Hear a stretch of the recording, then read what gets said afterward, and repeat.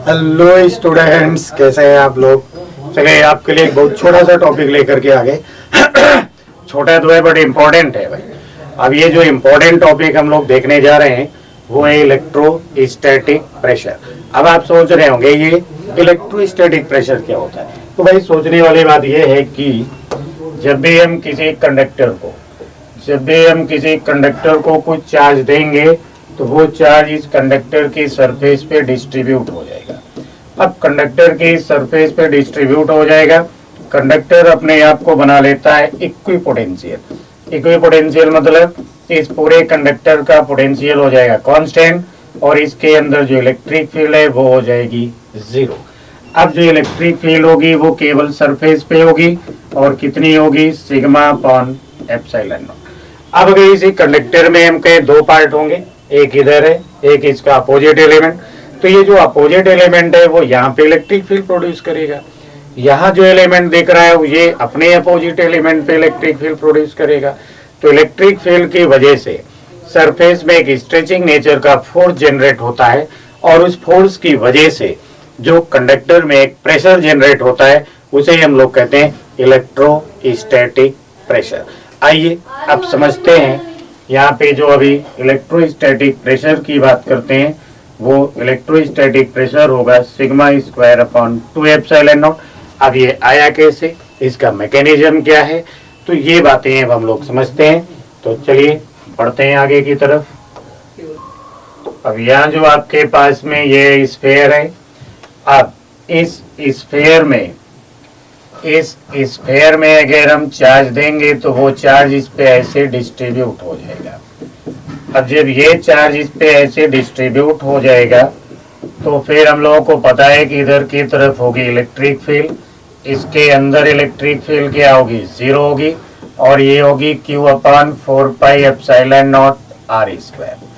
इसी electric field को अगर हम ऐसे देखें कि Q अपॉन 4 पाई R स्क्वायर और ये हो गया एप्सिलॉन नॉट, तो इलेक्ट्रिक फील्ड क्या होगी, सिग्मा अपॉन एप्सिलॉन नॉट।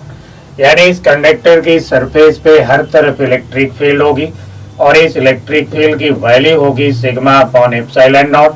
तो सरफेस के परपेंडिकुलर ऐसे जनरेट हो जाएगी इलेक्ट्रिक फील्ड। इतनी सी बात क्लियर हो गई होगी।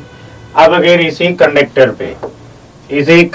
पे हम कहें कि तो इस कंडक्टर पे अगर हम लोग देखें और ये हो गया भाई स्फीयर, यानी इस स्फीयर को हमने यहाँ पे बना रखा। अब इस स्फीयर को अगर हम ध्यान से देखें यहाँ पे तो इसके ऊपर फिर चार्ज का इस तरीके से डिस्ट्रीब्यूशन हो गया। यानी अभी इस चार्ज पे जो कंडक्टर पे जो हमें दिख रहा है चार्ज, वो चार्ज इस कंडक्टर पे इस तरीके से देखिए डिस्ट्रीब्यूट है। अब ये चार्ज तो यहाँ पे डिस्ट्रीब्यूट है, ये भी पता है कि इसके अंदर इलेक्ट्रिक फील्ड क्या होना चाहिए, जीरो होना चाहिए। लेकिन हमने किया ये कि इस कंडक्टर के इतने से पार्ट को हमने यहाँ से रिमूव कर दिया। अब यहाँ से रिमूव करने के बाद ये तो हो गया भाई होल और इस पार्ट को हमने यहाँ पे रख दिया। जो यहाँ से हमने हटाया इस पार्ट को यहाँ पे रख दिया। अब यहाँ जब हमने ले जाकर के रख दिया तो इतने पार्ट से तो हमने कंडक्टर को रिमूव कर दिया और इस रिमूव्ड पार्ट को हमने उठा के बाहर रख दिया। तो देखिए इसके ऊपर भी जो है ना चार्ज होगा, कितना चार्ज होगा, तो सेम डेंसिटी का चार्ज होगा। अब सेम डेंसिटी का चार्ज होगा तो ये जो होल दिख रहा है इसके जस्ट इनसाइड और जस्ट आउटसाइड अगर हम इस रिमेनिंग स्फीयर की वजह से, ये तो इतना पार्ट रिमूव कर दिया गया ना, बाकी का जो रिमेनिंग स्फीयर हमें दिख रहा है इस रिमेनिंग स्फीयर की वजह से जस्ट इनसाइड अगर हम इलेक्ट्रिक फील्ड की बात करें तो वो इलेक्ट्रिक फील्ड क्या होगी, E1 होगी। चार्ज कंडक्टर पे पॉजिटिव है तो ये डायरेक्शन E1 की किधर होगी, अवे फ्रॉम चार्ज। तो ये हो गई भाई इसकी डायरेक्शन। अब देखिए यहीं पे जस्ट आउटसाइड अगर हम बात करें तो ये भी फील्ड की डायरेक्शन क्या हो गई, E1 किधर होगी, जस्ट अवे। यानी इस कंडक्टर में यानी स्फीयर में जो हमने एक होल बनाया, होल के just inside and just outside electric field की बात करें रिमेनिंग स्फीयर की वजह से और पॉजिटिव चार्ज है तो फील्ड का मैग्नीट्यूड भी सेम रहेगा और डायरेक्शन किधर होगी, अवे फ्रॉम चार्ज। अब जिस पार्ट को हमने यहां से तोड़ के, यानी जिस पार्ट को हमने यहां से रिमूव करके ऊपर रखा हुआ है, इस पे भी चार्ज कैसा है, पॉजिटिव, तो इसकी वजह से भी कंडक्टर के दोनों तरफ फील्ड होना चाहिए। और हमने मान लिया कितनी फील्ड होगी, तो लिख दिया E2, यानी इस कंडक्टर के दोनों तरफ फील्ड होना चाहिए और कितनी फील्ड होगी, तो E2 फील्ड होगी। इतनी बात भी क्लियर हो गई। अब हम लौट करके आगे फिर से एक बार, तो यहाँ पे देखिए फिर से हमने बनाया भाई स्फीयर बना लिया।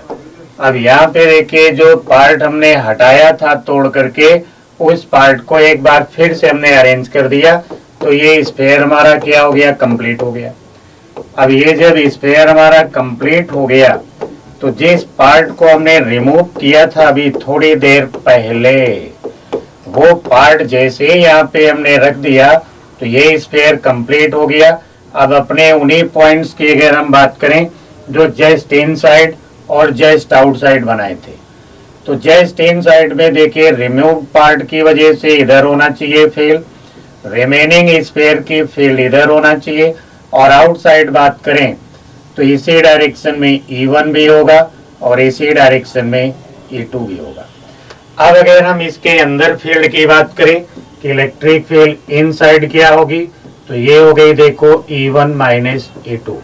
पहले हम लोग डिस्कस कर चुके हैं कि ये अगर हॉलो स्फीयर है या कंडक्टर है तो इसके अंदर इलेक्ट्रिक फील्ड क्या होगी, जीरो होगी, यानी इनसाइड वाली फील्ड जीरो है, तो ये E1 माइनस E2 होना चाहिए जीरो, या हम कहेंगे E1 is equal to E2 हो गया। तो E1 और E2 इन दोनों का मैग्नीट्यूड क्या हो गया भाई, सेम हो गया।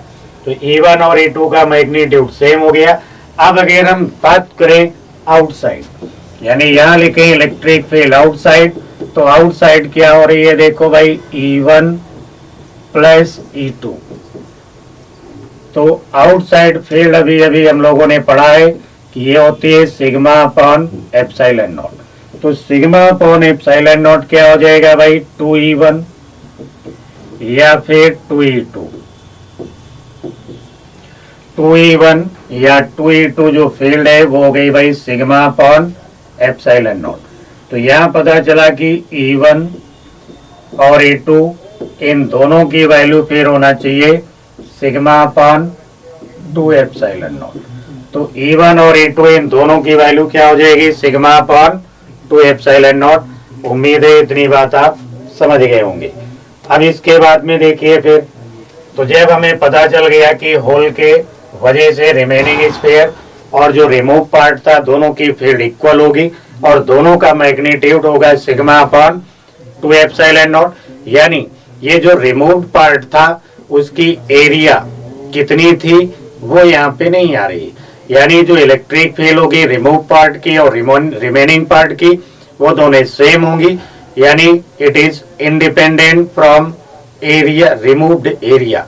जो एरिया हम रिमूव कर रहे हैं वो कितनी है, कम है, ज्यादा है, इस पे डिपेंड नहीं करेगा। यानी कोई स्फीयर है, अगर उसमें हम पिन से भी होल कर दें तो स्फीयर के सेंटर पे इलेक्ट्रिक फील्ड जनरेट हो जाएगी और कितनी होगी, सिग्मा अपॉन 2 एप्सिलॉन नॉट। इतनी बात क्लियर होगी। अब हम लोग आगे देखते हैं थोड़ा। तो आगे जब हम लोग यहाँ चल करके आगे, और यहाँ पे हमने एक बना लिया ऐसे स्फीयर। अब ये जो स्फीयर हमें दिख रहा है, इस स्फीयर पे हर जगह पे क्या है, चार्ज।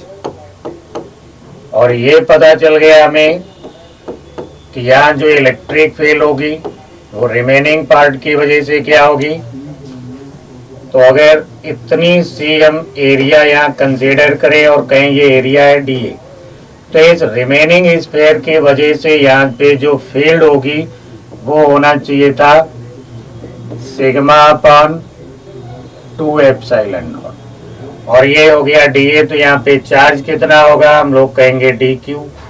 DQ कितना होगा, तो DQ हो गया सिग्मा इंटू DA, यानी सिग्मा हो गया और ये DA हो गया चार्ज DQ। तो इस DQ की वजह से इस पे इधर एक फोर्स लगेगा DF। अब DF कितना होगा, तो चार्ज इंटू एरिया, यानी ये हो गया D Q into electric field. D Q यहाँ पे हो गया भाई सिग्मा डी ए, और इलेक्ट्रिक फील्ड हो गई सिग्मा अपॉन 2 एप्सिलॉन नॉट। तो यहां से मिल गया हमको sigma square upon 2 epsilon not, और ये रहा डी ए। तो डी एफ को अगर हम इंटीग्रेट करें क्या होगा, तो यहाँ D F integration is equal होगा sigma square upon 2 epsilon not, और ये डी ए इंटीग्रेशन। अगर ऐसा कर लें तो इस पूरे कंडक्टर पे कितना फोर्स लग रहा है हम लोग यहाँ से कैलकुलेट कर लेंगे। और इसी को अगर हम लिख लें डी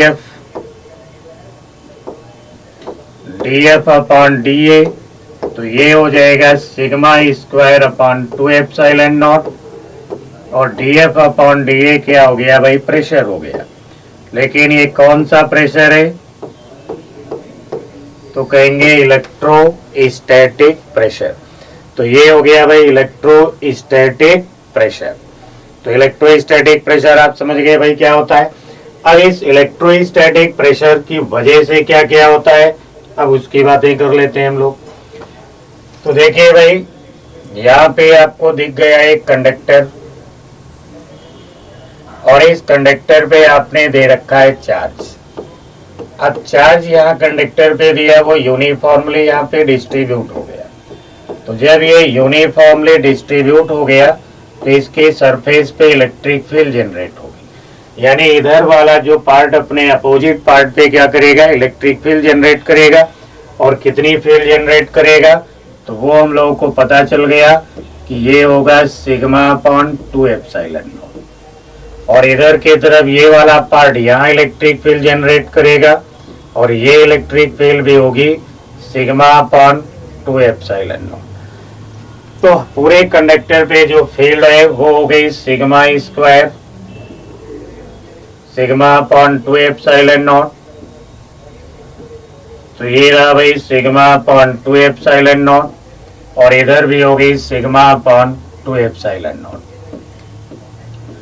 अब अगर ध्यान से देखा जाए तो इस पूरे कंडक्टर पे भी चार्ज दिख रहा है जिसकी डेंसिटी क्या है, सिग्मा। तो इसकी वजह से जो फोर्स लगेगा वो किधर होगा, रेडियली आउटवर्ड। क्योंकि पॉजिटिव चार्ज पे जो फोर्स होता है वो फोर्स होता है इन डायरेक्शन ऑफ इलेक्ट्रिक फील्ड। तो इस कंडक्टर पे ऐसे लग रहा होगा फोर्स, और इस फोर्स की वैल्यू क्या होना चाहिए, तो हम लिखते हैं यहाँ पे भाई क्यू ई। तो क्यू तो हो गया यहाँ पे सिग्मा ए, और ये हो गया sigma square upon 2 epsilon naught. तो यहाँ फोर्स हो गया भाई sigma square upon 2 epsilon naught into surface area. तो इस पूरे कंडक्टर पे ऐसे फोर्स लगेगा, और ये फोर्स कैसा हो गया, रेडियली आउटवर्ड। अब यहाँ देखिए कुछ कंफ्यूजन वाली बात है। बात ये है कि आप कह सकते हैं कि अगर इस स्फीयर पे पॉजिटिव नहीं नेगेटिव चार्ज हो तो क्या होगा, तो होगा कुछ नहीं, अभी भी मैकेनिज्म बिल्कुल सेम है। तो यहाँ देखिए हमने फिर से एक स्फीयर बनाया, और फिर आपसे कह दिया कि जो ये स्फीयर दिख रहा है इस पे नेगेटिव चार्ज पड़ा हुआ है। तो जब इस स्फीयर पे नेगेटिव चार्ज होगा तो इसकी वजह से इलेक्ट्रिक फील्ड हो रही होगी टूवर्ड्स, और कितनी होगी, सिग्मा अपॉन 2 एप्सिलॉन नॉट। यानी अपोजिट एलिमेंट अपने अपोजिट एलिमेंट पे इलेक्ट्रिक फील्ड प्रोड्यूस करेगा, और वो फील्ड क्या होगी, सिग्मा अपॉन 2 एप्सिलॉन नॉट। यहाँ पर भी फील्ड क्या होगी, सिग्मा अपॉन 2 एप्सिलॉन नॉट। तो जब फील्ड हो रही होगी रेडियली इनवर्ड, तो यहाँ पे जो फोर्स लगता है नेगेटिव चार्ज पे वो फील्ड की अपोजिट डायरेक्शन में होता है, यानी यहाँ जो फोर्स लगेगा वो भी होगा रेडियली आउटवर्ड। तो चार्ज आप नेगेटिव दीजिए या पॉजिटिव दीजिए कोई फर्क नहीं पड़ता, फोर्स अभी भी वही होगा QE। यानी फोर्स अगर कैलकुलेट करते हैं तो यहाँ भी है sigma square upon 2 epsilon naught into area. तो ये जो स्ट्रेचिंग नेचर का फोर्स लग रहा होगा, यानी चार्ज कंडक्टर पे पॉजिटिव हो या नेगेटिव हो, फोर्स हमेशा स्ट्रेचिंग नेचर का लगेगा। फोर्स कोशिश करेगा कंडक्टर की सरफेस एरिया को इंक्रीज करने की, साइज को इंक्रीज करने की, और ये जो स्ट्रेचिंग नेचर फोर्स है उससे साइज इंक्रीज करने की कोशिश करेगा। इसी से जनरेट होती है इलेक्ट्रोस्टैटिक प्रेशर, और प्रेशर होता है एनर्जी डेंसिटी।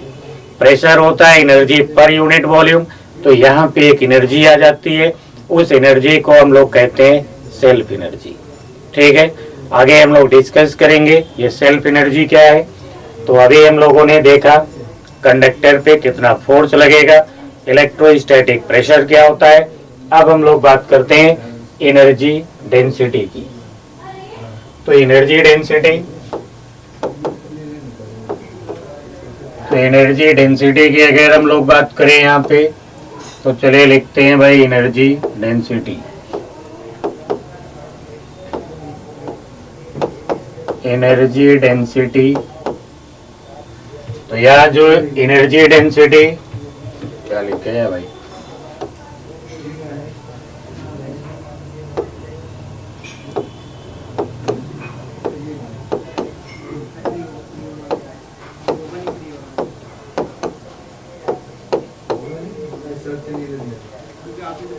तो अब हम लोग यहाँ पे देख रहे हैं भाई एनर्जी डेंसिटी। एनर्जी डेंसिटी क्या होता है, एनर्जी स्टोर्ड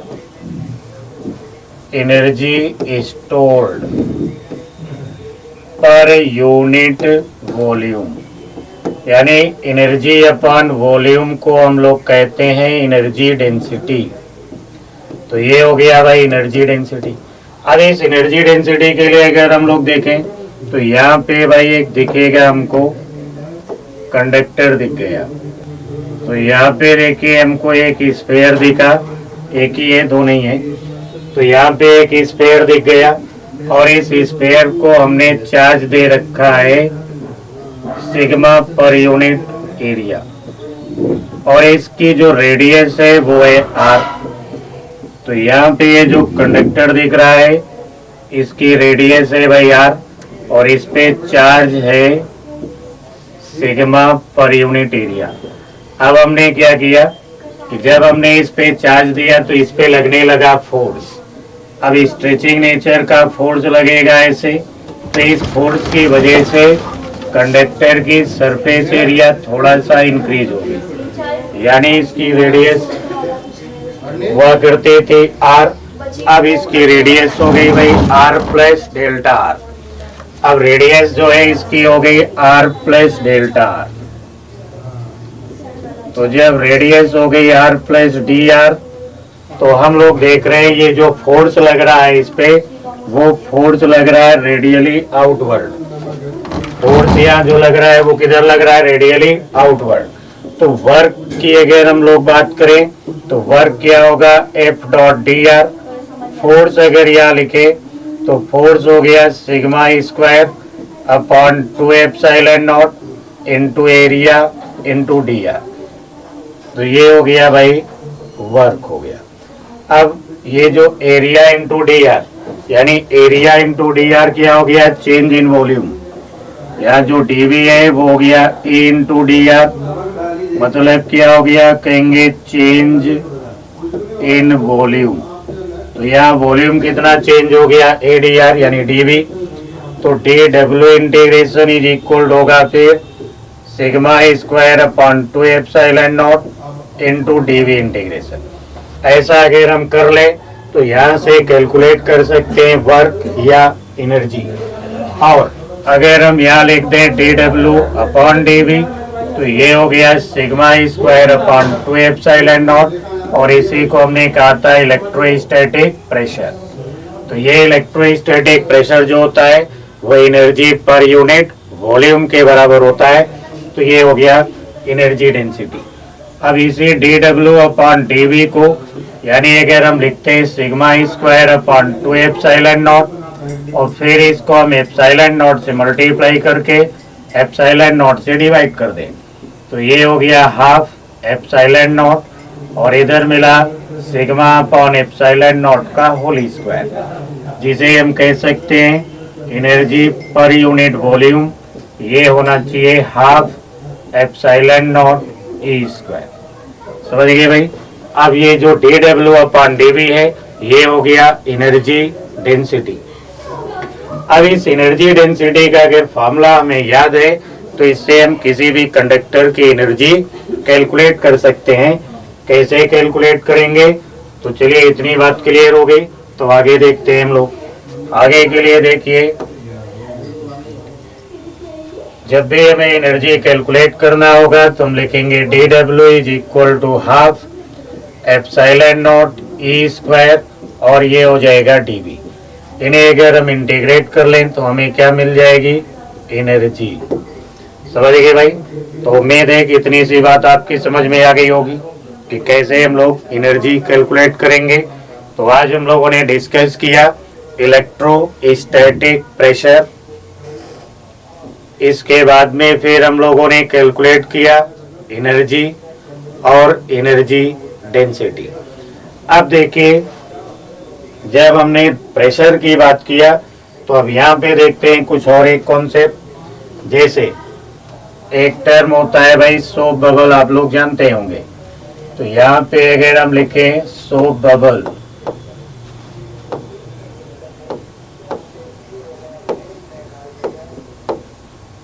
सोप बबल आपने पढ़ रखा होगा। तो सोप बबल के लिए देखिए होता कैसा है।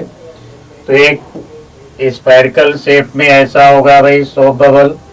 और इस सोप बबल में देखिए आपने दे रखा है चार्ज। तो जो चार्ज दे रखा है वो इस बबल की सरफेस पे आपको नजर आएगा।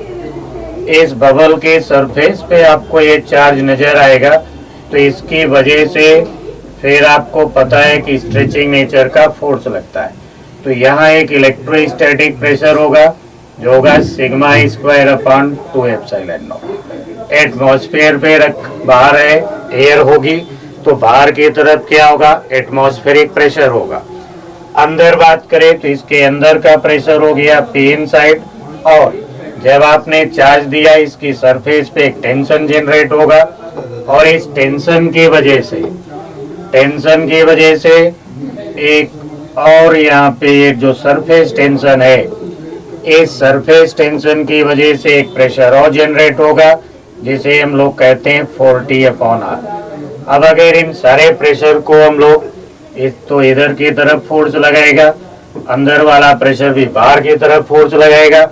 अब अगर इन सब को हम लोग अरेंज करें ढंग से तो ये हो गया था P इनसाइड प्लस हो गया sigma square upon 2 epsilon naught is equal to हो गया भाई P नॉट प्लस 40/R।